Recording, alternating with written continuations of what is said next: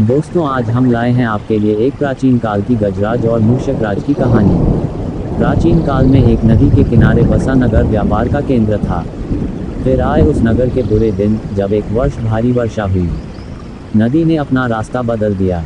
लोगों के लिए पीने का पानी न रहा और देखते ही देखते नगर वीरान हो गया। अब वह जगह केवल चूहों के लायक रह गई। चारों ओर चूहे ही चूहे नजर आने लगे।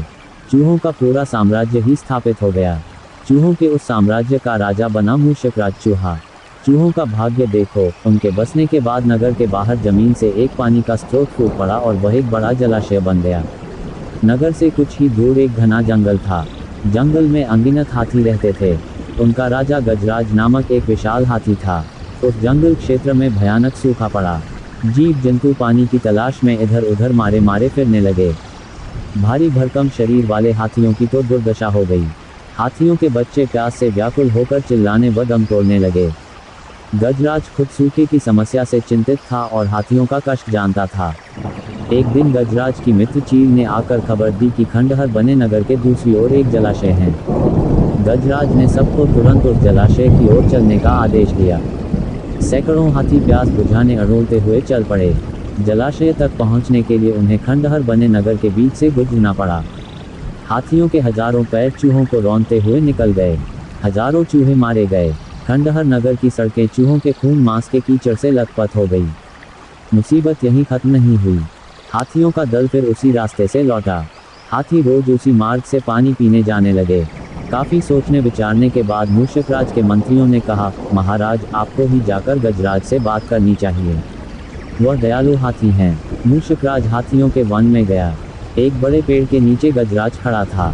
मूषक राज उसके सामने के बड़े पत्थर के ऊपर चढ़ा और गजराज को नमस्कार करके बोला। गजराज को मूषक राज का नमस्कार। हे महान हाथी, मैं एक निवेदन करना चाहता हूँ। आवाज गजराज के कानों तक नहीं पहुँच रही थी। दयालु गजराज उसकी बात सुनने के लिए नीचे बैठ गया और अपना एक कान पत्थर पर चढ़े मूषक राज के निकट ले जाकर बोला, नन्हे मियाँ, आप कुछ कह रहे थे, कृपया फिर से कहिए। मूषक राज बोला, हे गजराज, मुझे चूहा कहते हैं। हम बड़ी संख्या में खंडहर बनी नगरी में रहते हैं। मैं उनका मूषक राज हूँ। आपके हाथी रोज जलाशय तक जाने के लिए नगरी के बीच से गुजरते हैं। हर बार उनके पैरों तले कुचले जाकर हजारों चूहे मरते हैं। यह मूषक संहार बंद न हुआ तो हम नष्ट हो जाएंगे। गजराज ने दुख भरे स्वर में कहा, मूषक राज, आपकी बात सुन मुझे बहुत शौक हुआ। हमें ज्ञान ही नहीं था कि हम इतना अनर्थ कर रहे हैं। हम नया रास्ता ढूंढ लेंगे। मूषक राज कृतज्ञता भरे स्वर में बोला, गजराज, आपने मुझ जैसे छोटे जीव की बात ध्यान से सुनी। आपका धन्यवाद। गजराज, कभी हमारी जरूरत पड़े तो याद जरूर कीजिएगा। गजराज ने सोचा कि यह नन्हा जीव हमारे किसी काम क्या आएगा, सो उसने केवल मुस्कुराकर मूषक राज को विदा किया। कुछ दिन बाद पड़ोसी देश के राजा ने सेना को मजबूत बनाने के लिए उसमें हाथी शामिल करने का निर्णय लिया। राजा के लोग हाथी पकड़ने आए। जंगल में आकर वे चुपचाप कई प्रकार के जाल बिछाकर चले जाते हैं। सैकड़ों हाथी पकड़ लिए गए। एक रात हाथियों के पकड़े जाने से चिंतित गजराज जंगल में घूम रहे थे कि उनका पैर सूखी पत्तियों के नीचे छल से दबाकर रखे रस्सी के फंदे में फंस जाता है। जैसे ही गजराज ने पैर आगे बढ़ाया, रस्सा कस गया। रस्से का दूसरा सिरा एक पेड़ के मोटे तने से मजबूती से बंधा था। गजराज चिंघाड़ने लगा। उसने अपने सेवकों को पुकारा, लेकिन कोई नहीं आया। कौन फंदे में फंसे हाथी के निकट आएगा। एक युवा जंगली भैंसा गजराज का बहुत आदर करता था। जब वह भैंसा छोटा था तो एक बार वह एक गड्ढे में जा गिरा था। उसकी चिल्लाहट सुनकर गजराज ने उसकी जान बचाई थी। चिंघाड़ सुनकर वह दौड़ा और फंदे में फंसे गजराज के पास पहुंचा। गजराज की हालत देख उसे बहुत धक्का लगा। वह चीखा, ये कैसा अन्याय है। गजराज, बताए क्या करूं?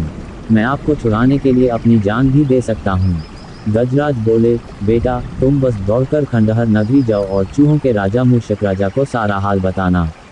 उससे कहना कि मेरी सारी आस टूट चुकी है। भैंसा अपनी पूरी शक्ति से दौड़ा दौड़ा मूषक राज के पास गया और सारी बात बताई। मूषक राज तुरंत अपने 20-30 सैनिकों के साथ भैंसे की पीठ पर बैठा और वो शीघ्र ही गजराज के पास पहुंचे। चूहे भैंसे की पीठ पर से कूदकर फंदे की रस्सी कुतरने लगे। कुछ ही देर में फंदे की रस्सी कट गई व गजराज आज़ाद हो गए। सीखा, आपसी सद्भाव व प्रेम सदा एक दूसरे के कष्टों को हर लेते हैं। लाइक एंड सब्सक्राइब और शेयर करें ज्ञान चर्चा YouTube channel. Thank you for watching video.